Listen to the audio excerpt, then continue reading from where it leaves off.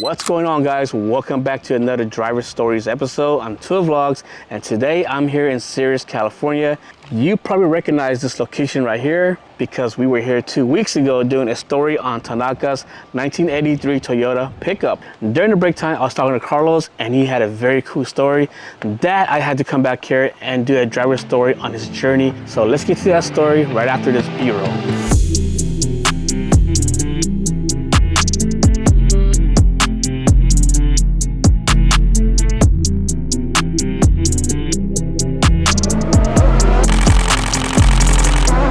What's up, Carlos? How you doing? What's going on, man?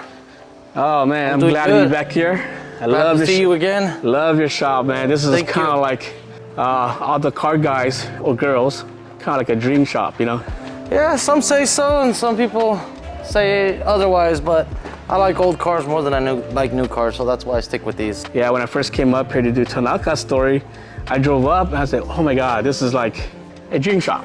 Right, Yeah. you know, it's so cool, and you have all these old cars. You know, Yeah. I love old cars too, which is really cool. How old are you right now, Carlos? I am 35, and I've been owning this shop for about 2.5 years. Wow, okay, so you're 35. What was one inspiration from your childhood that got you into the car scene? You know, like, sometimes we have a dad or uncle or a big brother. My dad was my inspiration. He was always wrenching out in the yard with his friend Arturo, and he'd be building crazy stuff. He had a 79 Ford Bronco that he made two-wheel drive from 4x4 and then slammed it, put a 23 speaker system in it, and painted it candy. No, not candy. He painted a black cherry, which is in the shade it was dark purple, at night it was black, and in the sun it was violet. So it was a crazy color. In the early 90s, he's one of the first people to have done that. They just did it outside in the driveway, and I was always out there messing around. And in high school times, I started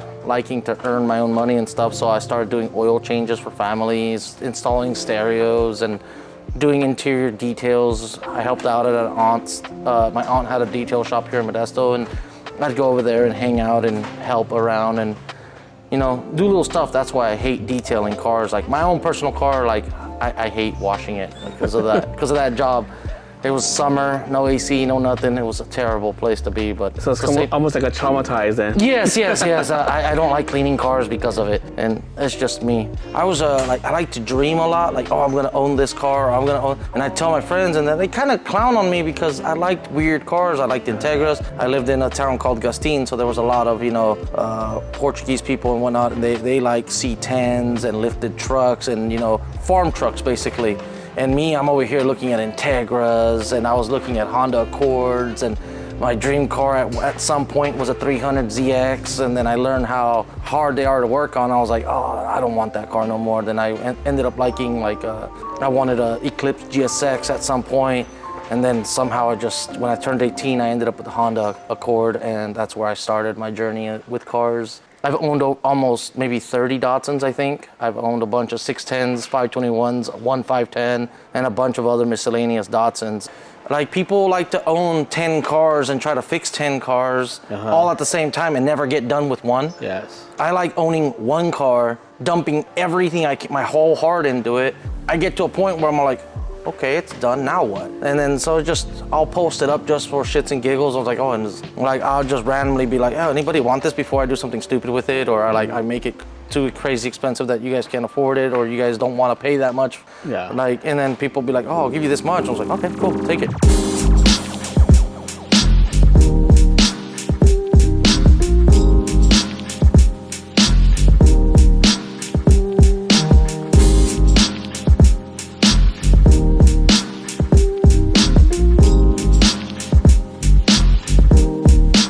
When you opened this shop right here, what was one of the struggle that you had? One of my struggles was, I think a month and a half after, went through some pain. Found out I have 3 herniated discs in my neck, which are crushing, which is causing my spine to crush my spinal cord, causing extreme pain from the back of my neck all the way to my hand. I haven't been able to feel these 2 fingers in the last 2.5 years. Right after opening shop, I was beyond happy, beyond stoked. Just everything was going right. You know, for every right, there's always a wrong. It's just life decided to say, let's throw a curveball at you and put me down for a month and a half. I mean, a month and a half of not making $1, a month and a half of not being able to move, a month and a half of staying home, limping around, barely even able to even hold my phone, telling customers, hey, I'm sorry for the delays. Hey, I'll get to it as soon as I get better, I promise you, you know. It sounded like one of those, you know, shop stories that, you know, are happening these days, that people just, you know, give up excuses, and the next, you know, the shop owners go MIA. I developed the courage because I was running out of funds, because this, between my house rent, this rent, all my bills, my insurance, and everything else, it was adding up, and I had to call one of my customers. I was like, hey, I apologize for asking, but I know we're not even nowhere near finished or, you know, midway with your build, and I know I've been stuck at home. And I asked him nicely, I was like, is there any way you can forward me some of your money to get me by to pay all the bills? You know, I can't move. And he's just very understanding. And Paul was just like, hey, I got you. He goes, don't worry about it. Gone through similar pain. He goes, I don't know exactly if it's the same or not, which is crazy. He had the same problem. He forwarded me my cash, and I told him, I promise you, it's gonna get done. I think one of the hardest part is being like the owner, the guy that works on the cars or the project. Sometimes you can't afford to pay somebody, or you can't afford to do this because you're already struggling with the rent, the bills, and other financial needs. But then that's one of the struggle that every business owner goes through. And hopefully someday you could find some Datsun experts to work with you, right? Yeah, it's not even an expert. I'm willing to teach. I've asked people, I've had actually people message me, just like, hey bro, can my son come work for you? He's in high school. I'll bring him in the afternoons. He goes, you don't even gotta pay him. I was like, dude, I don't make a lot. Like, I do and I don't, if that makes sense. Like, I have a lot of bills. I tell him, like, bring them. And anytime, any chance I got any kind of money, you know, any extra cash that came in, I'll give him $200, $300, $400, $500, you know, whenever I can.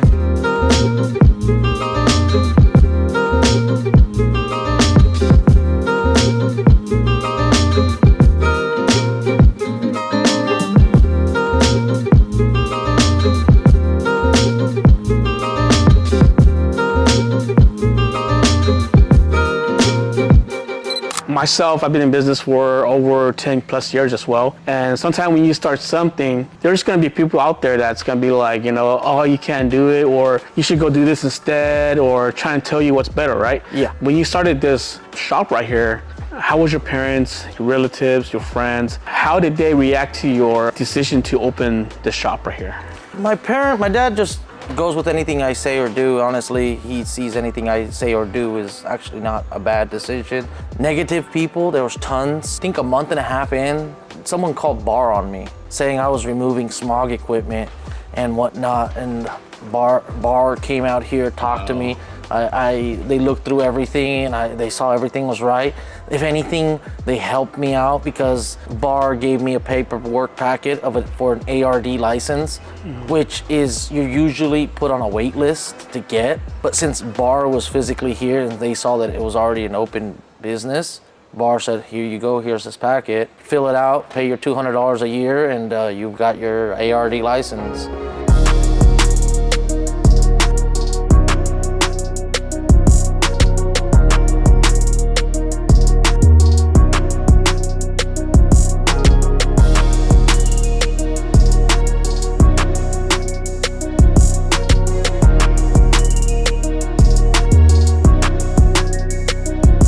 Since we know a little bit about your history, let's talk about your shop. This is my shop. I usually am working in this under a vehicle at all times. I prefer to work on the lift because, well, in all honesty, you get spoiled once you go with a lift. You can't work on vehicles on the floor anymore. I usually work on this side.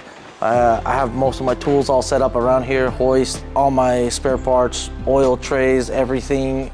I work over there as my electrical, and here in the middle bay is where I can open all the doors, trunk lid, hood, everything, and work the dash harness, engine bay harness, and stuff like that. My favorite spot is in the middle because it's just so much room to work around with and whatnot. This is a customer's engine from Tennessee. He's all the way out in Tennessee. That's his car over there. It got freshly painted not that long ago. It still needs to be cut and buffed, but I've been assembling this. I just sealed up the oil pan the other day.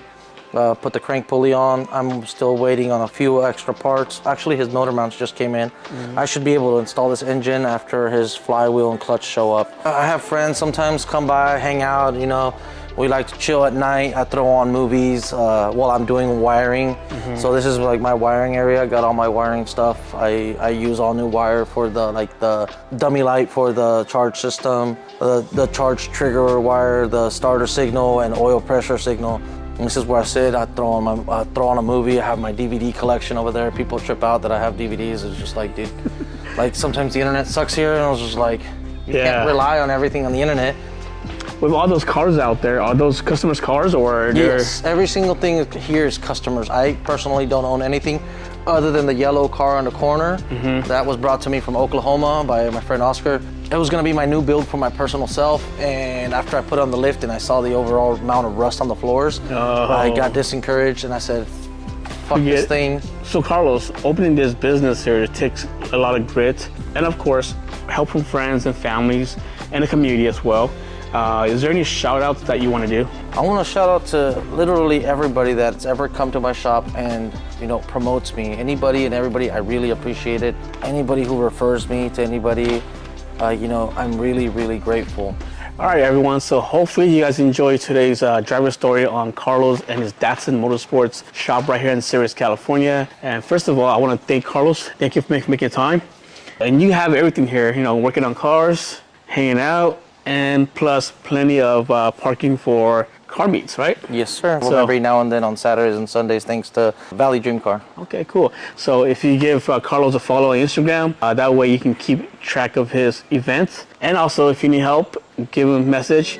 All right, thank you, Carlos.